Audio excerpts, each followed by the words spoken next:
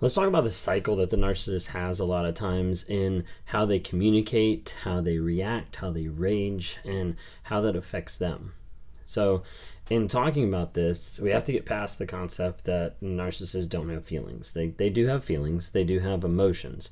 Majority of the time, they don't know how to process them. They don't know how to react to them. They don't know how to handle them. They don't know how to engage with their emotions properly or in a safe way. So as a result, typically a lot of their emotions will come out with either like stonewalling, shutting the other person down, or just complete rage and anger.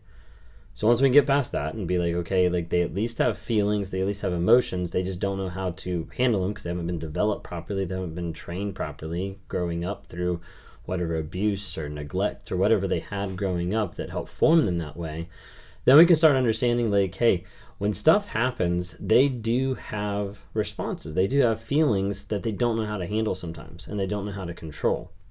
And typically those feelings are so far underneath the surface that they don't even know it's there because, again, they don't know how to handle their feelings. They don't know how to handle their emotions. And so you'll have a moment where a trigger point happens, where an issue happens, where something comes up that starts an argument, starts something that's going on, and as a result, they'll get mad.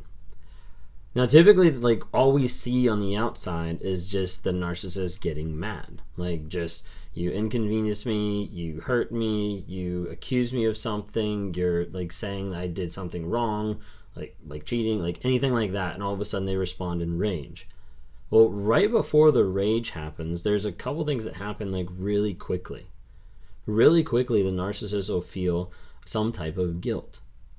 And I know everybody on here is like, wait, no, they don't feel any guilt. Like, yeah, they feel some type of guilt because a lot of narcissism is built on shame. It's built on shame from the abuse, from the neglect, from the emotional insecurities, all that type of stuff. So they'll feel guilt, but it's only for like a millisecond. Because if I feel guilt, I want to be able to push that away as quick and as fast as possible because I can't handle that. I can't handle that guilt because I wasn't taught how to process that guilt correctly. Now, as a result, as soon as I feel guilt, I slide down even further and I start feeling the concept of shame. Now, shame for a narcissist is like the worst enemy. Shame coincides a lot of times with vulnerability, is how they think. And shame also gets to the place that they have to admit who they are. If they admit who they are, what they're doing, how they're hurting people, how they're lying, cheating, doing all these things wrong, that promotes a lot of shame. And that shame is not something that they're equipped to handle or do they want to handle. So as a result, they have to turn it around even more. And they have to find some way to get rid of that concept of guilt, to get rid of that concept of shame. And typically the easiest way is to throw it back on the other person.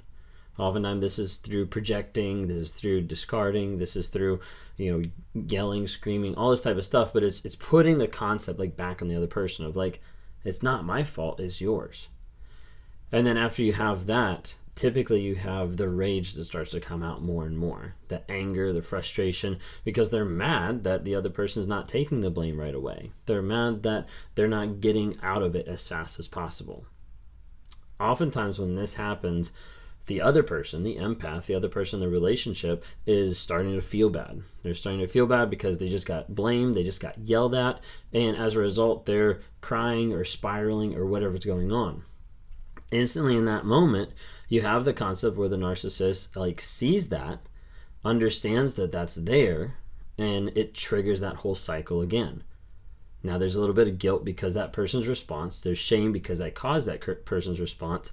I need to blame it. I'll blame it back on that person. And then we get back to rage, and here I am yelling at him again, wondering why it's not stopping. So this is very true in my life. This has been very adamant in my life, like throughout the years, going through stuff. So we'd be going on through life and we get to a place and there's a trigger point. So Kayla finds something on my phone and she's like, wait a second, like it looks like you're cheating on me. Okay. Instantly I'm going to feel a little bit of guilt because she's right. It's true. Then I'm going to feel shame because I know it's wrong. I know it's something that's going to hurt her. I know it's something that's going to damage a lot of different things. I feel that guilt. I feel that shame, but I need to put it away as quick as possible. So I turn it around and I blame. Okay. So at that point, I'm going to blame her. And sometimes they're stupid examples, but it's very true of what they say, and you might have heard this before. So I'll blame her of like, if you hadn't been looking through my phone, like you wouldn't be feeling this way right now.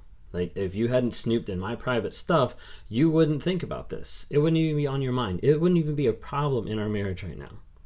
Obviously it would, but how the narcissist is thinking is trying to blame the other person. Then you have other aspects of blame that come out in the argument as it starts turning to rage. Well, if you would have loved me better, then I wouldn't have gone out and cheated. Well, if you would have given me what I wanted, then I wouldn't have gone out and cheated. And like the blame starts coming in heavier and heavier and heavier, and the rage starts coming in worse and worse and worse, until the other person is like there in tears, like just crying, upset and frustrated because like they're getting completely destroyed by the narcissist. And as I sit there and I look at this and I see, hey, this is what I just created. I just created it by my actions that I'm guilty about, that I feel shame about. I can't feel that. I have to put the blame back on her. She's not accepting the blame 100%, or if she is, now she's just spiraling into a mess of crying and of being hurt. And that triggers more. That triggers that guilt, that triggers that shame. And all I can think about is, how do I get out of this? One of the easiest ways is I just walk out.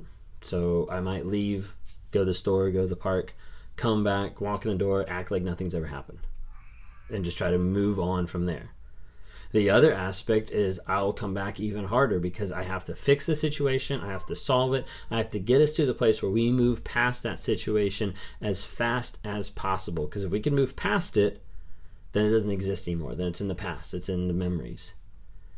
And so then my goal is to move past it as quick as possible. So I'm going to rage and get upset of like, why can't we get past this? Like, can't you let this be in the past? Like, I thought we were done talking about this. Like, this is over. Can't you forgive me and move on? Always throwing it back on them with that rage, with that blame of trying to get past the argument as quick as possible. So as soon as we get past that, then it kind of like levels out. And then I kind of think like, okay, like now we're back at the normal.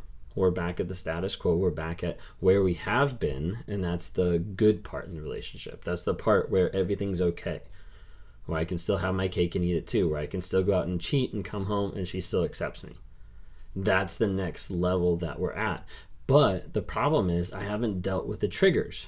I haven't dealt with the problem. I didn't deal with the problem back then of stopping the cheating, stopping the lying, starting to be honest with my wife and actually get help and get change. So as a result, I just kept continuing that cycle day after day, month after month, year after year, and I didn't know how to fix it and I didn't know how to stop it. But all that stemmed from those feelings of guilt, feelings of shame, feelings of blame, putting the blame back on her, and then there's that rage. And it just cycles faster and faster and faster. And the more the arguments come, the harder the arguments come, the more you get into the argument, the more that spirals even faster out of control. You have like one normal argument, you go through the whole cycle, boom, done. You have like a crazy argument, you go through the whole cycle, you hit another trigger inside that cycle, and literally it spirals down and down and down, and all you're doing is doing the same thing over and over and over again. But the majority of the times, people can't identify it. I never could identify it. I didn't have a clue of what I was doing. I just knew I need to get out of this as fast as possible. Can't take the blame, can't take the shame, can't take the guilt, so I got to put it off on someone else, and I got to figure out how I can get out of this as fast as possible, even if that means destroying or hurting another person. The cycle's real, and people will do it day in, day out.